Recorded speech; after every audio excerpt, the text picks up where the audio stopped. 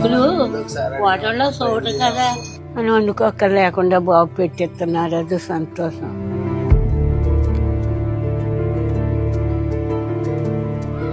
ఎవరు పెట్టుబడి లేక నాకు క్యారేజ్ రాశారండి. రాశారు 2 సంవత్సరాలు పెట్టాం. బాగున్నాయండి. ఊర్లో బుధవారం గుడ్డు చేప, ఆదివారం కోడి మాంసం.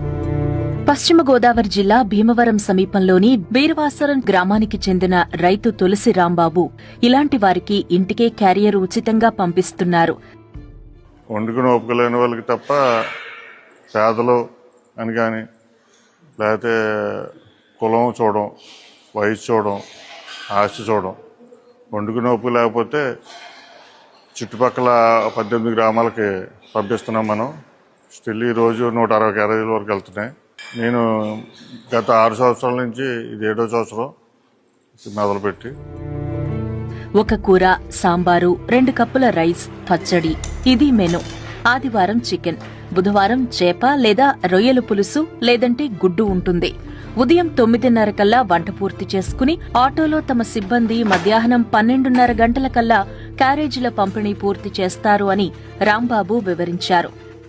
మన వారానికి 2 రోజులు నాన్ వెజ్ పెడతాం, 5 రోజులు వెజిటేరియన్ పెడతాం. నాన్ వెజ్లో చేప కానీ, చికెన్ కానీ, ఎగ్ కానీ, మన చెరువుల్లో ఉన్న రొయ్యలు కానీ నాన్ వెజ్ పెడతాం. వెజిటేరియన్ వచ్చేటికి వారానికి 2 రోజులు పప్పు కూర ఉంటుంది, వారానికి 3 రోజులు కాయగూరలు ఉంటుంది. ఉదయం 6 గంటలకు స్టార్ట్ అవుతుంది వంట, సాయంత్రం మధ్యాహ్నం 9:30 స్టార్ట్ అవుతుంది ప్యాకింగ్, మధ్యాహ్నం 12:30కి ఇచ్చి రావడం జరుగుతుంది. బీరవాసరం చుట్టుపక్కల ఉన్న 18 గ్రామాల్లోని తమ పిల్లల నిరాదరణకు గురైన వృద్ధులకు, డబ్బుండి కూడా వండుకునే శక్తి లేని వారికి ఉచితంగా ఆహారం అందిస్తాము అని రాంబాబు చెప్పారు. చాలా బాగా బతికానండి. నాకు మా భార్య పోయి 4 సంవత్సరాలు అయిందండి. ఒక రోడ్డు పరారులో ఉన్నాడండి, ఒక రోడ్డు దూరంగా ఉంటున్నాడండి. ఇంటికాడ ఎవరు లేరండి. ఇక అతను కొంత రాంబాబు ఆయన క్యారేజ్ పంపుతున్నాడు. అదే 2 పూటలు చేసుకుని కాల్చాపం చేసుకుని క్యారేజ్ 7 నెలల నుంచి వస్తుంది. చాలా బాగుంటున్నాను, చాలా బాగుంటుంది. మొత్తం పూర్తిగా చేస్తున్నాను, సరిపోతుంది, 2 పూటలు సరిపోతుంది. ప్లాస్టిక్ వాడకుండా స్టీల్ క్యారేజ్లోనే భోజనం పంపిస్తామని రాంబాబు తెలిపారు. మనం ఒక క్యారేజీలు 2 క్యారేజీలు కొంటాం ఒక మనిషికి. ఒక క్యారేజీ ఖాళీ క్యారేజీ తీసుకుని ఫుల్ క్యారేజ్ ఇస్తాం. అంటే ప్లాస్టిక్ రహితంగా, ప్లాస్టిక్ ఏం వాడకుండా పెట్టాలని ఆలోచన.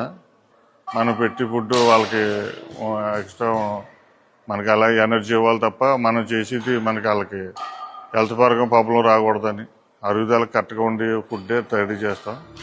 తన సొంత డబ్బులతోనే ఇలా చేస్తున్నాను అని ఆయన వివరించారు. మనకున్న దాంట్లో చేయాలన్న ఆలోచన మీద తప్ప మనకు డొనేషన్లు తీసుకుంటే ఇది బిజినెస్ అవుతుంది. డొనేషన్లు తీసుకుని చేస్తే నేను ఖర్చు పెట్టే దానికంటే డబుల్ వస్తుంది నాకు డొనేషన్లు తీసుకుంటే. అలా ఇస్తానని ఆఫర్లు పెట్టిన వాళ్ళు చాలామంది ఉన్నారు. కానీ ఇప్పుడు కూడా మనం డొనేషన్ జోలికి వెళ్ళలేదు, తీసుకోకుండా చేయాలనే ఆలోచనే. ఎక్స్ట్రా గ్రామాల్లో పెంచే ఆలోచన అయితే లేదు. ఇచ్చేదంటే చుట్టుపక్కల గ్రామాలకి నా చుట్టుపక్కల గ్రామాలకి నేను సర్వీస్ చేయగలను తప్ప ఉన్న దూరాల వరకు మనం చేయలేము. అది ఆ బాధ్యత కూడా మనం నెరవేర్చలేము. మనం అన్యాయం చేసిన వాళ్ళు అవుతాం.